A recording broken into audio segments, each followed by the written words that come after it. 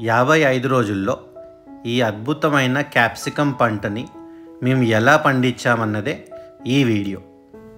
కీసరలో ఉన్న వెంకటేశ్వర నర్సరీ ఇది. ఇక్కడి నుంచి మొక్కలు తేవటం ఇది రెండోసారి. ధర ఇంకా మొక్కల క్వాలిటీ ఇక్కడ బాగా అనిపించింది, అందుకనే రెండోసారి కూడా వచ్చాము.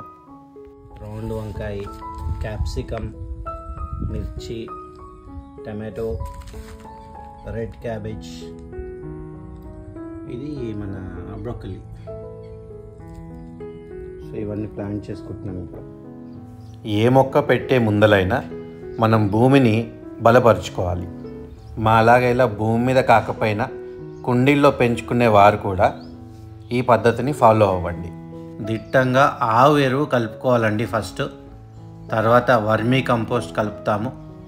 ఒక్కో మడికి ఒక గుప్పెడు కంటే కొద్దిగా ఎక్కువ వేపపిండి కూడా జల్లుకుంటాము. ఇది మా నరసింహ టెక్నిక్ అండి.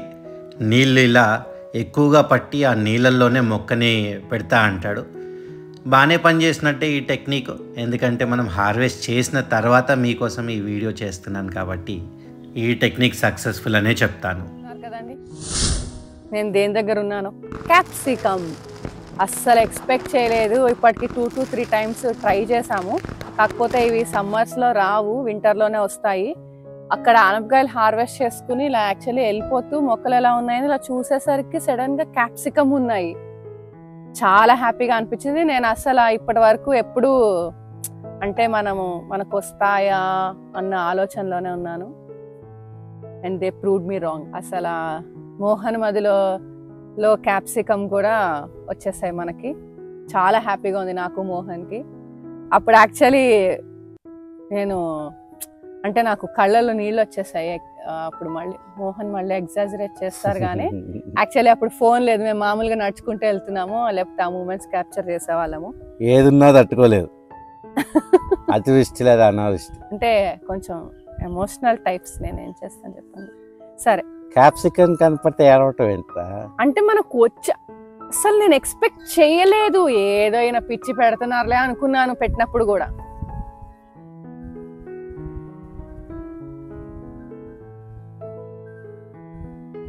ఓకేనా? Okay, happily harvest. మొక్క పెక్కకుండా ఎలా నానమ్మ ఇది? వంకాయలానే, వంకాయలాగానే. ఏ ఫస్ట్ క్యాప్సికమ్, షిమ్లా మిర్చి అంటారా తెలుగులో? Very nice. Capsicum, bell pepper, Shimla మిర్చి అని కామన్గా అంటారని అయితే తెలుసు. మా నరసింహ నర్సవ్ అయితే దీన్ని కూర మిర్చి అని అంటారు. మీ ప్రాంతంలో వీటిని ఏమంటారో కింద కమెంట్స్ రూపంలో తెలుపండి.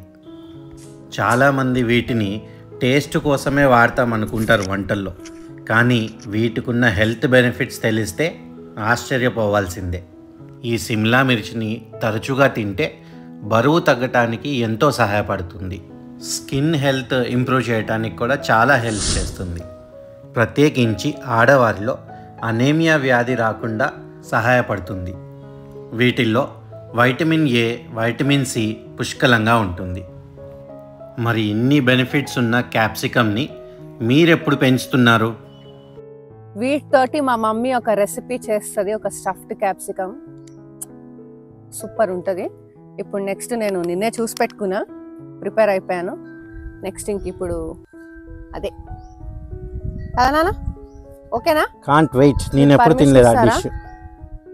అదేంటి తినలేదా? నేను తినలేదు, నాకెప్పుడు వండి పెట్టలేదు. అవును, మేము బాగా చూసుకోంగా మిమ్మల్ని. నాకు అసలు ఎప్పుడు వండలేదే.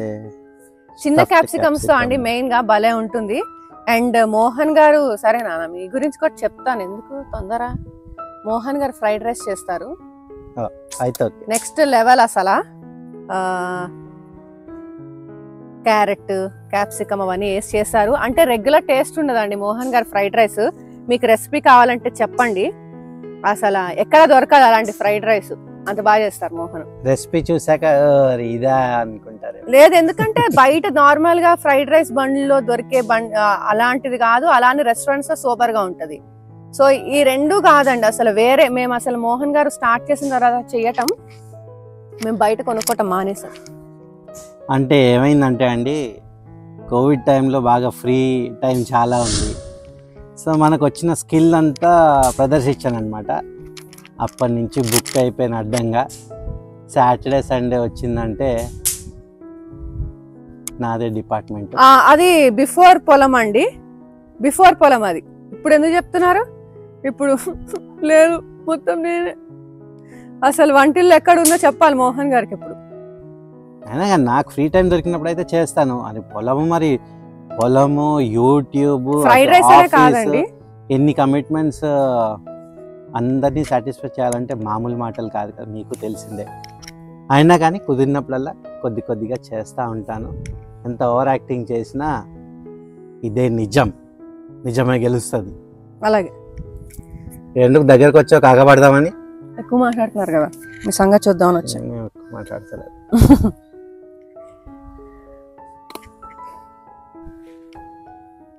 అసలు ఆర్గానిక్ ఫార్మింగ్లో ఒక్క మచ్చ లేకుండా ఎలా వచ్చాయో చూడండి, మాకే ఆశ్చర్యం వేస్తుంది. ఎందుకంటే మేము చేసే హార్వెస్ట్ అంతా అందంగా కనపడదు, అయినా కానీ టేస్ట్లో మాత్రం చాలా సూపర్గా ఉంటాయి. కానీ ఇదేంటో మరి ఒక్క చుక్క లేకుండా వచ్చింది. అంటే ఫస్ట్ టైం కదా మేబీ. అయితే ఇంతకు ముందు కూడా మొక్కలు వేసామండి, సీడ్తోని ట్రై చేశాను, మొక్కలతోని ట్రై చేశాను, కానీ సక్సెస్ రాలేదు. ఏంటబ్బా అని చూస్తే ఈ ఎండలో రావంటున్నాను, అవి చలికాలం వస్తాయంట.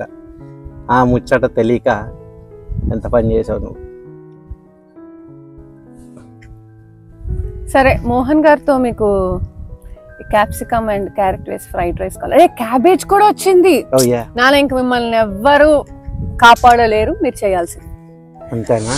అండ్ నా మాట వినకపోతే నేను అషిరాకి చెప్తానండి ఏదన్నా ఉంటే. వద్దు, ఇంకా అషిరా అయితే అసలు అందుకే ఆయనకి ముందే ఒక చెవిలో ఈవిడ, ఒక చెవిలో అదిగో మొన్న మా మమ్మీ కూడా అంటుంది వాడు.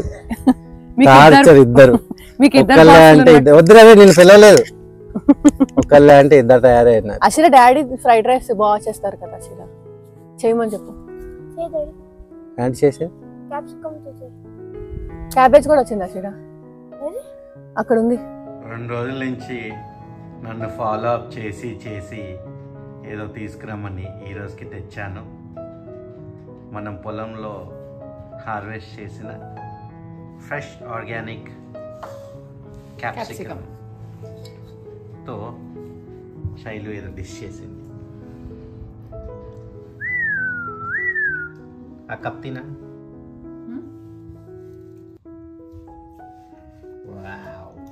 Stuffed capsicum curry. మొత్తానికి శైలు ఈ స్పెషల్ రెసిపీ నా కోసం చేసింది.